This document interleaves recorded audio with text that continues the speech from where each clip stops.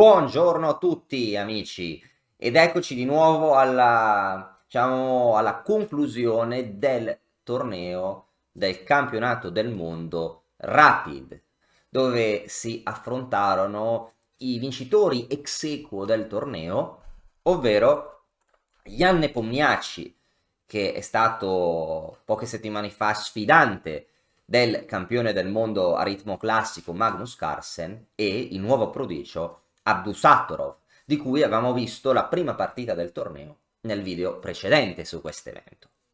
Questa partita, dopo un pareggio nel torneo, dopo un pareggio nel primo spareggio, cioè il secondo spareggio, ovvero l'ultima partita, nel caso di un'eventuale patta poi si sarebbe andati probabilmente a un Armageddon, ovvero uno spareggio dove con la patta vince il nero, uno spareggio particolare. Ma ok, in questa partita importantissima per entrambi, dopo un torneo così duro e faticoso, inizia la lotta e Abdusattorov apre con una delle sue principali armi di questo torneo, che è C4.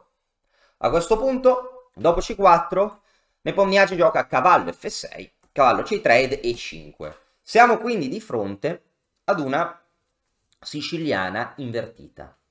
Cavallo F3, cavallo C6. Ora esistono molte varianti. G3 il fianchetto per giocare una specie di dragone invertito.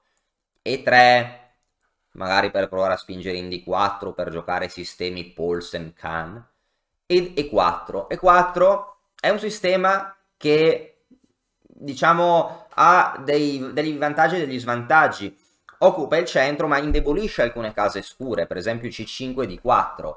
C'è da dire che l'immediata occupazione della casella in C5, ovvero di questa diagonale, non è granché per via la variante cavallo per E5 D4 con forchetta, e occorre un gioco complesso che è, se non leggermente inferiore, se non leggermente superiore, quantomeno un pochino più piacevole per il bianco. Il nero quindi gioca alfiere B4. L'idea del nero in questa variante è giocare prima D6 e poi a volte tornare con l'alfiere in C5. Il bianco continua il suo sviluppo, anche il nero. Il bianco gioca H3, perché? Perché la casella in D4 è debole, il bianco non vuole che il nero incrementi lo sfruttamento di questa debolezza inchiodando il cavallo, no? Per poi intensificare il controllo su D4. Dopo H3, il nero gioca A5 per consolidare il suo alfiere che andrà in C5. In caso di arrocco, per esempio A3 alfiere C5, in altre partite Abdusattorov era andato a caccia di questo alfiere.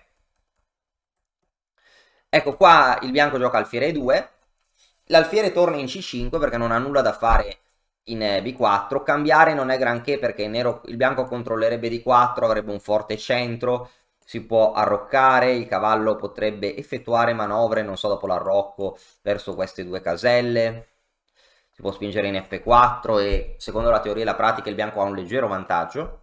Di alfiere C5, arrocco, H6 perché anche il nero vuole evitare che l'alfiere vada in G5, ma allora l'alfiere va in E3. Sta mossa, una mossa che è molto interessante, perché sembra che, allora, lotta per la casella in D4 e sembra che il bianco stia offrendo di doppiarsi i pedoni. Ciò è vero, ma i pedoni doppiati non sempre sono uno svantaggio, a volte possono essere anche un vantaggio, soprattutto se aprono linee, colonne e se catturano verso il centro. Il nero catturò in E3, creando pedoni doppiati al bianco, ma dopo F per E3, ora il bianco apre la colonna F per la torre, preparando possibilità di attaccare sull'ala di re, possibilità che possono concretizzarsi in mosse come donna E1 e donna G3, cavallo H4 e cavallo F5, raddoppio delle torri, per dire. Potrebbero esserci possibilità a lungo termine di spingere in D4 alternativamente. Quindi il bianco è un gioco più sciolto, un gioco più libero. Arrocco, donna E1, per portare la donna nell'ala di re e preparare appunto cavallo H4 F5. Perché cavallo H4 deve essere preparata? Perché non si sa mai. C'è sempre un attacco raggi X su questa diagonale, se il cavallo non ha il supporto della donna potrebbe risultare possibile qualche trucco di questo tipo, come cavallo per E4, e qualora il bianco catturi il cavallo in qualsiasi modo, ecco l'attacco a raggi X contro la donna. Donna E1, nero gioca cavallo E7, e cavallo H4, cavallo G6, per cercare appunto, abbiamo già visto in una partita precedente, in una partita anteriore, cosa succede quando Abdusattorov ottiene una maggioranza di attaccanti nell'ala di re, quindi Nepo vuole portare appunto i suoi cavalli, un maggior numero di difensori in questo settore, che è cavallo F5, C6, impedendo l'occupazione di D5 e progettando magari un'eventuale uscita della donna in B6. Donna G3, intensificando la pressione sull'ala di re. A questo punto alfiere per. È normale questa mossa, perché per dire questo cavallo rompe le scatole. In caso di donna C7 potrebbe seguire qualcosa come cavallo per H6, dove il pedone in G7 risulta sovraccarico. In caso di G per H6, torre per F6, il bianco ha guadagnato un pedone con un attacco devastante. Nero gioca quindi alfiere per F5. Ora il bianco potrebbe sdoppiare i pedoni con E per, però preferisce mantenere la colonna aperta, torre per, cavallo H7, torre F1, donna H4. Il nero vuole cambiare le donne. Ecco, quando si cambiano le donne, si entra in finale, va bene attivare il re, quindi il bianco giocare H2. Sì, cambiamo le donne, ma alle nostre condizioni, cioè il bianco vuole attivare il proprio re. Donna per, il nero è coerente con il proprio piano, cavallo E7 perché la torre dà fastidio, torre F2, cavallo G5 perché il cavallo non faceva molto, H4, il cavallo si ricaccia indietro. Su cavallo H7 il bianco potrebbe spostare il re, guadagnare altro spazio con un leggero vantaggio. Cavallo E6 gioca il nero, questo cavallo sembra potente ma alfiere G4. Notare che ora c'è una minaccia contro F7, per esempio se nero gioca una mossa qualunque, tipo torre B8, torre per F7 vince. L'annichilazione del difensore. Si attacca a E7, si attacca tutto e qualora il nero catturi, il cavallo cade e in futuro cadrà anche la torre per via di questa inchiodatura. Il bianco, che ha guadagnato quantomeno il pedone in F7, ha un vantaggio decisivo.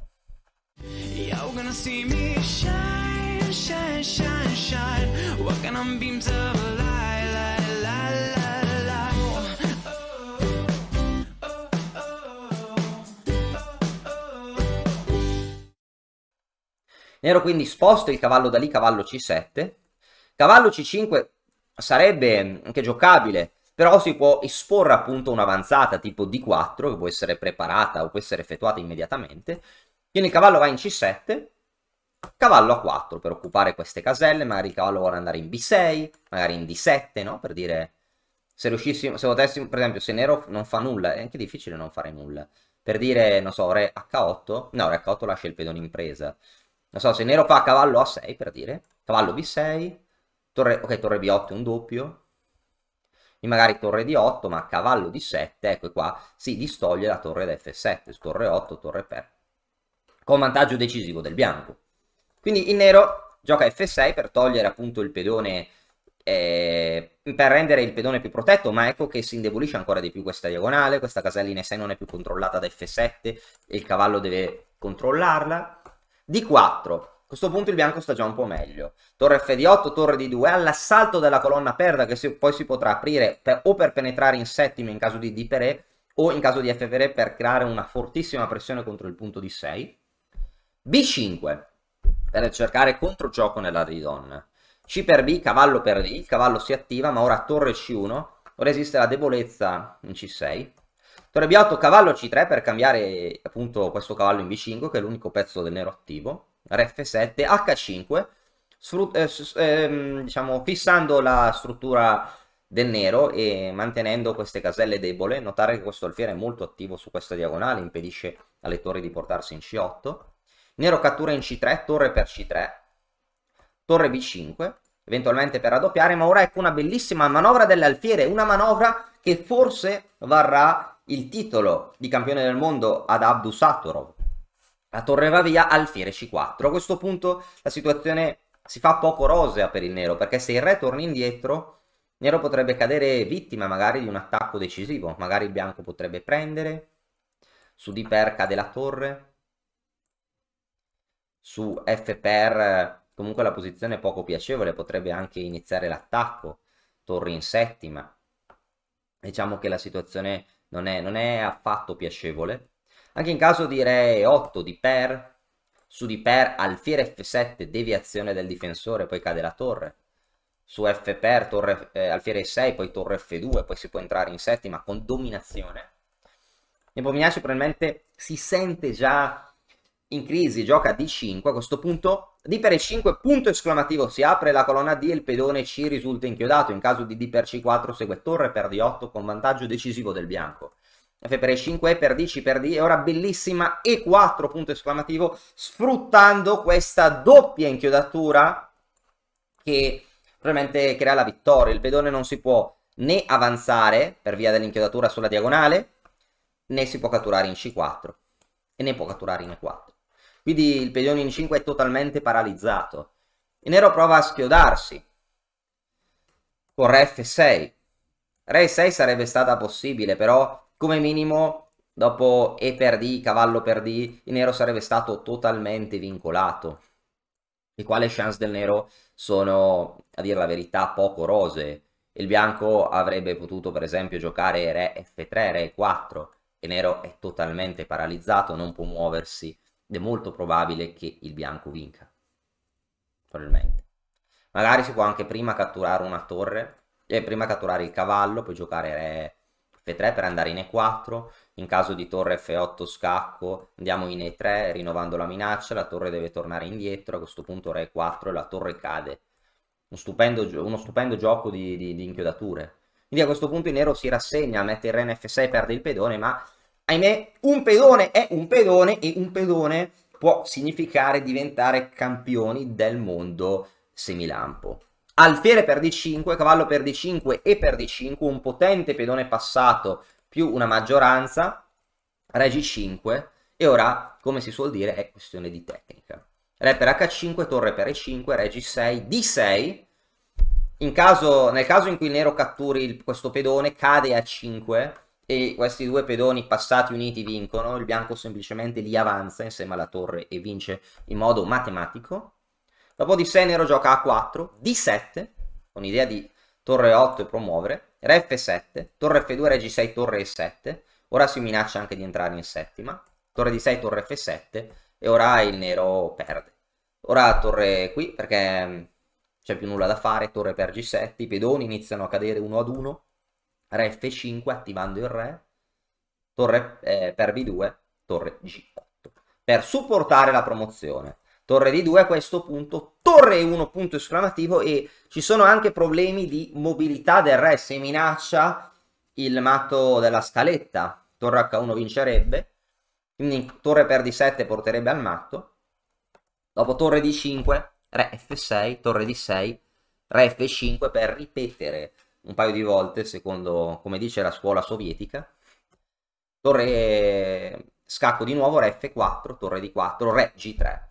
Il re si nasconde dagli scacchi, ora la minaccia è comunque torre 5 matto. Su torre per D7 seguirebbe matto.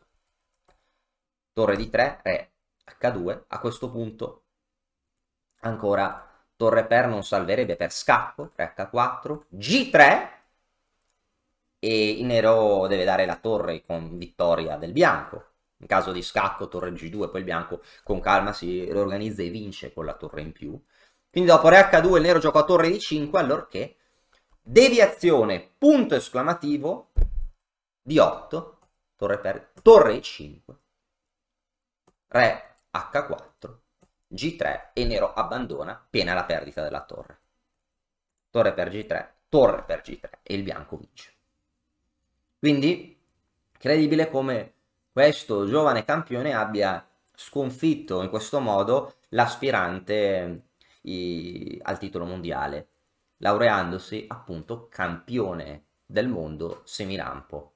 Quindi una bellissima partita, un bellissimo evento, e vediamo nel futuro quali sorprese ci riserverà questo giovane astro nascente. Spero che queste partite vi siano piaciute e ci vediamo prossimamente con altri video. Grazie a tutti e a presto! E ora, per continuare, che cosa posso fare? Beh, innanzitutto ti consiglio di iscriverti al nostro canale in modo tale da non perderti le nuove video lezioni.